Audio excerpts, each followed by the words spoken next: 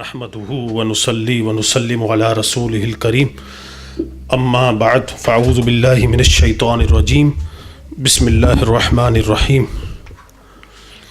انما يخشى الله من عباده العلماء صدق الله العظيم قال الله تبارك وتعالى في شان حبيبه الكريم ان الله وملائكته يصلون على النبي یا ایھا الذین آمنوا صلوا علیہ وسلموا تسلیما اللہم صل علی سیدنا و مولانا محمد وعلی آل سیدنا و مولانا محمد وبارک وسلم وصلوا علیہ۔ اللہ اللہ کرنے سے اللہ نہ ملے، اللہ اللہ کرنے سے اللہ نہ ملے، یہ اللہ والے ہیں جو اللہ سے ملا دیتے ہیں۔ محترم خواتین و حضرات، جیسا کہ آپ جانتے ہیں کہ آج جس اجتماع میں ہم سب یہاں جمع، وہ عرس مبارک کی تقریب ہے۔ حضور پیر طریقت رہبر شریعت حضرت علامہ مولانا اظہار اشرف صاحب دامت برکاتہ رحمۃ اللہ تعالی علیہ، ان کا عرس مبارک ہے۔ عرس مبارک کے معنی یہ نہیں ہے کہ میں اس طرف یہ تو بات نہیں کہوں گا کہ سال گزر گیا، بلکہ ایصال ثواب اسے کہا جائے۔ چہلم کی معذرت چاہتا ہوں میں، چہلم 40 روز ہی مطلب حالیہ ہی جو ہے ان کا وصال ہوا، اور اس وقت جو ہے یہاں اتنی بڑی بڑی شخصیات جلوہ گر ہیں۔ سچی بات تو یہ ہے کہ میں خود بھی جو ہے حضور مفتی اعظم پاکستان حضرت علامہ مولانا اشرف القادری صاحب دامت برکاتہ العالیہ کی زیارت کے لیے، ان سے فیض حاصل کرنے کے لیے حاضر ہوا، اور آپ سب بھی یہاں اسی لیے جمع۔ میں اگر یہاں ٹھہرا رہوں زیادہ تو میری پوزیشن جو ہے صرف اسی طرح ہوگی کہ جیسے کباب میں ہڈی ہوتی، ہاں، تو میں کوئی زیادہ دیر جو ہے کوئی بات نہیں کرنی، بس صرف اسی غرض سے چند 1 منٹ صرف کہ میرے لیے یہ اعزاز ہوگا کہنے کے لیے، جیسے میں بڑے مطلب برملا جو ہے مطلب عموماً یہ بات کہتا ہوں کہ نقابت جو ہے، ہوسٹنگ جو ہے، میں نے کئی جگہ اجتماعات میں کی ہیں، لیکن ایک موقع جو میرے لیے بڑا شرف ہے کہ حضور شیخ الحدیث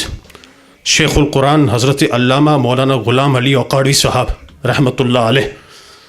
جو حضور خطیب پاکستان حضرت علامہ مولانا شفیع قاری صاحب رحمۃ اللہ علیہ کے بھی استاد، تو ان کی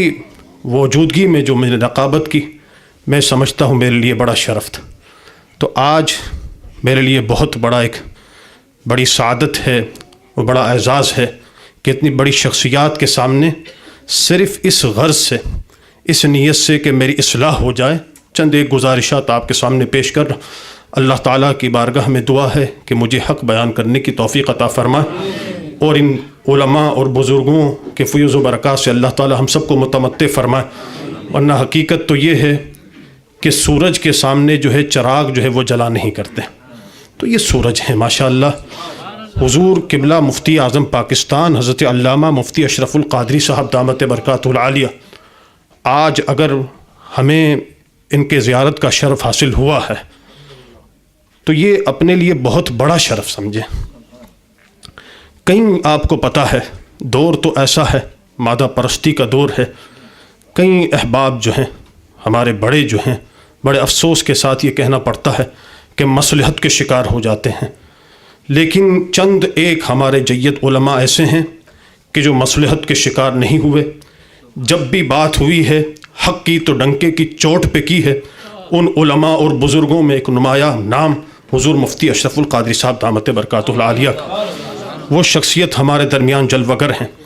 یہ ایسا نہیں ہے کہ صرف عالم یا مفتی ہیں، بلکہ ان کے صدقے سے جو ہے سینکڑوں عالم بننے والے، سینکڑوں مفتی بننے والے ہیں۔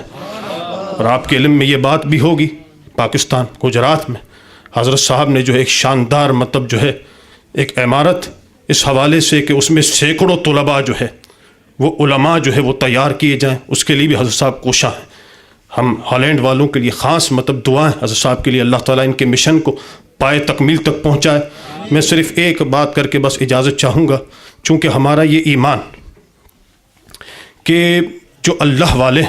جو اللہ تعالیٰ کے اولیاء ہیں، وہ وصال ہونے کے بعد بھی جو ہے ان کے فیوز و برکات جو ہے ان سے ہم سب متمتع ہوتے ہیں، ان سے ہمیں فائدہ پہنچتا ہے۔ حضور خاتم الحفاظ حضرت علامہ جلال الدین سیوطی رحمۃ اللہ تعالیٰ علیہ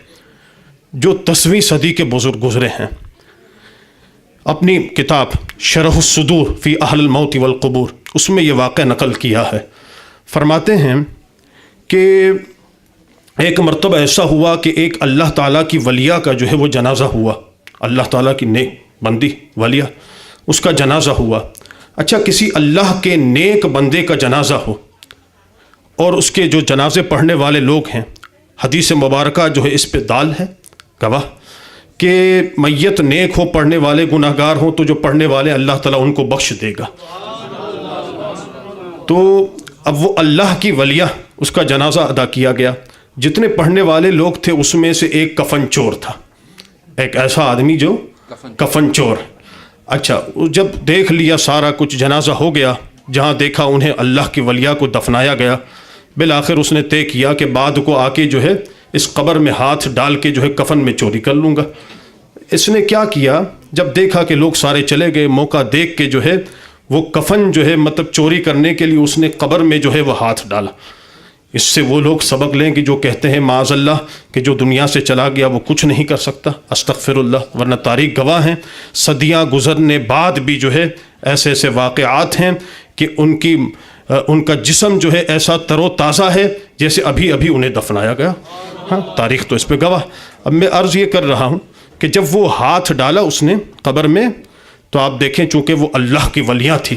اس کا جنازہ ہوا تھا، اس جنازے میں وہ کفن چور بھی شامل ہے۔ حضور خاتم الحفاظ حضرت علامہ جلال سیوطی رحمۃ اللہ علیہ اس واقعے کو لکھتے ہیں، فرماتے ہیں جب اس کفن چور نے ہاتھ ڈالا اس قبر میں